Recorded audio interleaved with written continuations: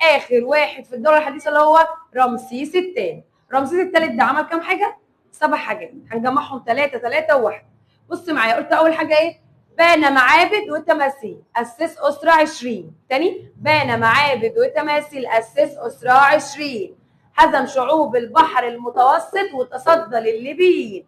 واخر حاجه عندي، نظم الجيش والشؤون الداخليه والبعثات الخارجيه. احفظهم كده، تمام؟ طب بعد ما رمسيس الثالث يخلص وده اخر واحد، اي دوله بيحصل لها في الاخر ضعف وتسقط. فالدوله بتسقط بسبب ضعف الملوك. في نقطه ازودها بقى، بسبب تدخل كهنه الاله مين؟ امون. وهنا اربط الاحداث، امون عصر دوله حديثه، انما الاله رع كان في عصر الدوله القديمه لما سقطت الاسره الرابعه. دايما وانا بذاكر كده اربط الدنيا بطش لو جالي سؤال. طب هتنتهي هنا عصر مين؟ الدوله الحديثه. واي عصر ينتهي يبدا بعده عصر ضعف. بس هنا مش هقول الاضمحلال الثالث عشان ده اخر واحد، هقول المتاخر. طب المتاخر من كام لكام؟ من 21 لحد ال 30. طب تعالي راجع بسرعه كده، الدوله القديمه كانت من كام لكام؟ من 3 ل 6. انما العتيق 1 و2. قديمه 3 ل 6. ضعف اول 7 ل 10. بعدها دوله وسطى 11 و12. ضعف تاني اللي هو الاضمحلال التاني 13 ل 17. حديثه 18 لل 20. متاخر من 21 لحد 30. برافو. طب بعد ما يخلص العصر المتاخر هيحصل ايه؟ قال لي يحصل صراعات من بره ويدخل ياخد مصر مين؟ الاسكندر الاكبر. فلما يقول لك انتهت عصر الدوله الحديثه بمين اللي دخل؟ الاسكندر الاكبر. طب بعد ما ينتهي يجي يقول لك اي سؤال في الدوله الحديثه، يقول لك التجاره ازدهرت ليه؟ الدوله كانت كبيره ليه؟ بسبب وجود ايه؟ امبراطوريه كبيره. يبقى لما يجي يقول لي زادت التجاره في عصر الدوله الحديثه، اقول له بسبب وجود امبراطوريه واسعه او اتساع مين؟ الامبراطوريه. طب اثبتي لي ان كان في علاقه كويسه ما بين مصر وافريقيا في الدوله الحديثه وفي النشاط التجاري. مين اكتر واحده كانت شاطره في التجاره؟ حتشبسوت. عملت ايه؟ عملت رحلات تجاريه لبلاد مين؟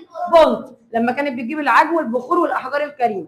طب هي عشان كانت شاطره قوي كده سجلت الكلام ده كله على معبد مين؟ معبد الدير البحري. تمام كده؟ طب عندي بقى علاقه تاثر زي اللي كنا بنقولها في الدوله القديمه والدوله الوسطى والدوله مين؟ الحديثه.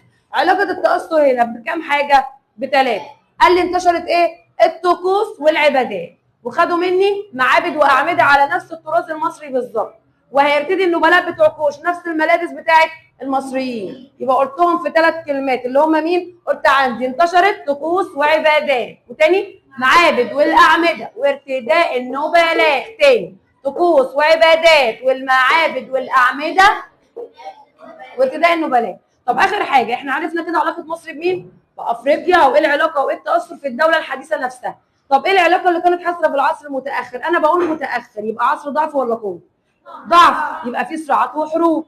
فانا عندي هنا الضعف كان من كام اللي هو المتاخر؟ من 21 لحد ال 30. فقال لي الاسره ال 21 هتعمل ايه؟ قال لي الاسره 21 ما كانتش قادره تسيطر على بعض المناطق الافريقيه، فهتيجي بعدها الاسره 24 هيحصل صراع بين الكوشيين والمصريين، تنتهي بانتصار الكوشيين ويأسسوا اسره 25. فلما اجي اقول يا مريم ما النتائج على الاسره 24 لما دخلوا الصراع حصل ما بين المصريين والكوشيين، ايه النتيجه؟ اقول له انتصار الكوشيين، اسسوا اسره 25. اخر حاجه عندي مصر هترجع لقوتها واستقلالها تاني امتى؟ في الاسره 26 على ايد ابسماتيك الاول. انا مش محتاجه اسمه بس اعرفه على ايد مين؟ ابسماتيك الاول. تمام كده؟ يبقى خدنا لازم اعرف كل عصر بينتهي بايه وبياخد اسره كام والعصور بتاعه الضعف من كام لكام، اركز فيها قوي. تمام؟